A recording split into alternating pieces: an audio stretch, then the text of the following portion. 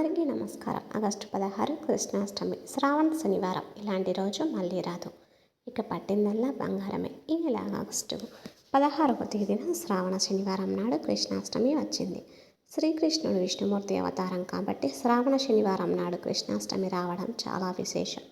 కాబట్టి ఈ రోజున శ్రీకృష్ణుడిని పూజించిన, విష్ణుమూర్తిని పూజించిన కోటి జన్మల పుణ్య ఫలితం లభించి మీకు మీ కుటుంబానికి 7 తరాల ఐశ్వర్యం సిద్ధిస్తుంది.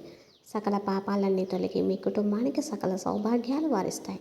ఎంతో అద్భుతమైన ఈ కృష్ణాష్టమి నాడు శ్రీకృష్ణుడిని ఎలా పూజించాలి, పాటించాల్సిన విధి విధానాల గురించి ఈ వీడియోలో తెలుసుకుందాం. ముందుగా ఈ వీడియోకి ఒక లైక్ కొట్టి ప్రతి ఒక్కరూ జై శ్రీకృష్ణ అని కామెంట్ చేయండి. విష్ణుమూర్తి 8వ అవతారమే శ్రీకృష్ణుని రూపం. శ్రీ మహావిష్ణువు దశ అవతారాల్లో శ్రీకృష్ణ అవతారానికి చాలా ప్రాముఖ్యత ఉంటుంది. శ్రావణ బహుళ అష్టమి నాడు రోహిణి నక్షత్రంలో శ్రీకృష్ణుడు జన్మించాడు. శ్రావణ శనివారంతో కలిసి వచ్చిన కృష్ణాష్టమి నాడు భక్తి శ్రద్ధలతో శ్రీకృష్ణుడిని పూజిస్తే గోదానం చేసినంత పుణ్య ఫలితం, అలాగే కురుక్షేత్రంలో బంగారు దానం చేసినంత ఫలితం దక్కుతుందని మన బ్రహ్మాండ పురాణం వివరిస్తుంది. కాబట్టి ఈ కృష్ణాష్టమి నాడు ప్రతి ఒక్కరు ఇంట్లో దీపారాధన చేసుకోండి. శ్రీకృష్ణుని కానీ విష్ణుమూర్తిని కానీ తప్పనిసరిగా పూజించాలి. పూజ చేసేవారు ఆడవారు తెల్లవారుజామున నిద్రలేచి ఇంటిని శుభ్రం చేసుకొని ఇంటి ముందు ముగ్గులు వేసి ఇంట్లో దీపారాధన చేసుకోవాలి. అలాగే ఇంటి గడపలకు పసుపు రాసి ఇంటి గుమ్మానికి మామిడి తోరణాలు కట్టుకోండి.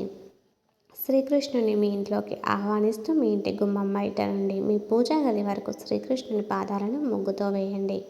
ఇలా చేయడం వల్ల శ్రీకృష్ణుడు ఖచ్చితంగా మీ ఇంట్లోకి అడుగు పెడతాడు. అలాగే పూజా గదిని శుభ్రం చేసి దేవుని పటాలకు కుంకుమ బొట్లు పెట్టి శ్రీకృష్ణుని అలాగే విష్ణుమూర్తిని పసుపు రంగు పుష్పాలతో అలంకరించుకోండి. అలాగే ఈ కృష్ణాష్టమి నాడు ప్రతి ఒక్కరూ పసుపు రంగు వస్త్రాలను ధరించండి. జాతకంలో ఉన్న దురదృష్టం తొలగి విపరీతమైన అదృష్టం మీకు కలిసి వస్తుంది. ఇక పూజ ప్రారంభించే ముందు పూజా గదిలో ముగ్గు వేసి దీపారాధన చేసుకోవాలి. విశేషంగా ఈ కృష్ణాష్టమి నాడు దీపంలో 5 వత్తులు వేసి ఆవు నెయ్యితో దీపారాధన చేయండి. విశేషమైన ధనలాభం, ఐశ్వర్యం కలిసి వస్తాయి. అలాగే కొబ్బరి నూనెతో దీపారాధన చేస్తే విపరీతమైన అప్పుల బాధలన్నీ తొలగిపోతాయి.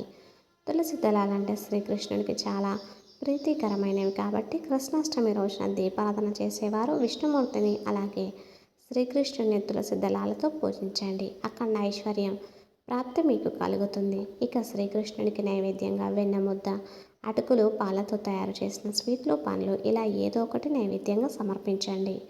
శ్రీకృష్ణుడికి అత్యంత ఇష్టమైనది వెన్న ముద్ద కాబట్టి వెన్నను నైవేద్యంగా సమర్పిస్తే మీ కుటుంబంలో సుఖ సంతోషాలు ఏర్పడతాయి.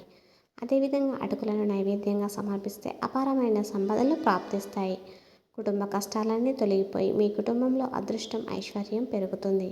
ఈ విధంగా శ్రీకృష్ణుడికి నైవేద్యంగా సమర్పించి ఓం శ్రీకృష్ణ పరబ్రహ్మే నమః అనే మంత్రాన్ని 21 సార్లు కానీ 108 సార్లు జపించండి. విష్ణుమూర్తి ఆశీర్వాదం సులభంగా కలుగుతుంది.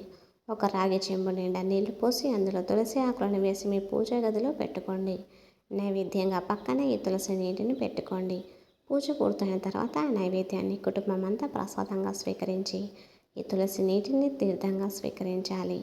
ఈ తులసి నీటిలో దైవశక్తి పుష్కలంగా ఉంటుంది కాబట్టి ఈ తీర్థాన్ని పుచ్చుకోవడం వల్ల దీర్ఘకాలిక అనారోగ్య సమస్యలు తొలగిపోయి జీవితాంతం ఆరోగ్యంగా జీవిస్తారు. ఈ కృష్ణాష్టమి నాడు ప్రతి ఒక్కరూ తప్పనిసరిగా పాల మీగడను కానీ వెన్న ముద్దను కానీ తినాలి. తద్వారా మంచి ఆరోగ్యం మీకు సిద్ధిస్తుంది. ఈ కృష్ణాష్టమి నాడు ఇంట్లో దీపారాధన చేసుకొని ఏదైనా విష్ణుమూర్తి ఆలయానికి కానీ శ్రీకృష్ణ దేవాలయానికి కానీ వెళ్ళండి. ఈ రోజున విష్ణుమూర్తిని దర్శించుకుంటే జన్మజన్మల అదృష్టం మీకు కలుగుతుంది. లక్ష్మీనారాయణుల ఆశీర్వాదం మీ కుటుంబంపై ఉంటుంది. అలాగే శ్రీకృష్ణుని ఆలయానికి వెళ్ళేవారు ఒక తులసిమాలను తీసుకువెళ్ళి కృష్ణుడికి సమర్పించండి. కృష్ణయ్య ఆశీర్వాదం వెంటనే మీకు కలుగుతుంది. అలాగే శ్రీకృష్ణ దేవాలయానికి వెళ్ళేవారు శ్రీకృష్ణ అష్టోత్తర పూజను చేయించుకుంటే వంశాభివృద్ధి, అష్టైశ్వర్యాలు కలుగుతాయని నమ్మకం. విశేషంగా ఈ కృష్ణాష్టమి నాడు ఒక చిన్న శ్రీకృష్ణుని విగ్రహాన్ని తెచ్చుకొని మీ పూజా గదిలో పెట్టుకుంటే మీ సంతానానికి చాలా మంచి జరుగుతుంది. మీ పిల్లల జీవితంలో గొప్ప స్థాయికి ఎదుగుతారు. ఈ కృష్ణాష్టమి నాడు ఇంట్లో పూజ చేసే ఆడవారు ఒక పూట ఉపవాసం ఉండాలి. శ్రీకృష్ణుడికి అత్యంత ప్రీతికరమైన వాటిలో వేణువు ఒకటి. కాబట్టి ఈ కృష్ణాష్టమి రోజున చెక్క వేణువును కొని కృష్ణుడి ఆలయంలో సమర్పించండి. ఇలా చేయడం వల్ల మీ కుటుంబానికి చాలా మంచి జరుగుతుంది. ఈ కృష్ణాష్టమి రోజున వీలైనంత ఎక్కువగా జై శ్రీకృష్ణ అని జపిస్తూ ఉండండి. ఆ కృష్ణుని అనుగ్రహం మీ ఇంటిపై ఎల్లవేళలా ఉంటుంది. ఈ కృష్ణాష్టమి నాడు శ్రీకృష్ణుడితో ఎంతో ఇష్టమైన గోవులను పూజిస్తే కోటి రెట్ల పుణ్య ఫలితాన్ని పొందవచ్చు.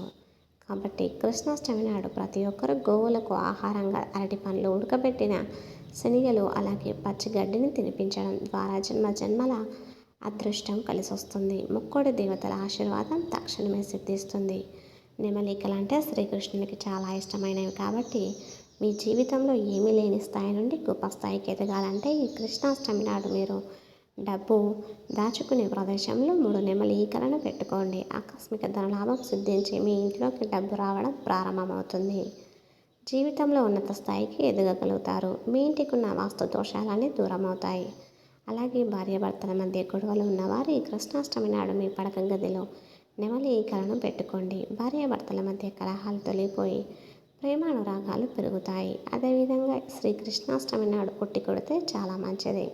సాయంత్రం సమయంలో స్నేహితులందరూ కలిసి ఉట్టి కొట్టే కార్యక్రమాన్ని నిర్వహించండి.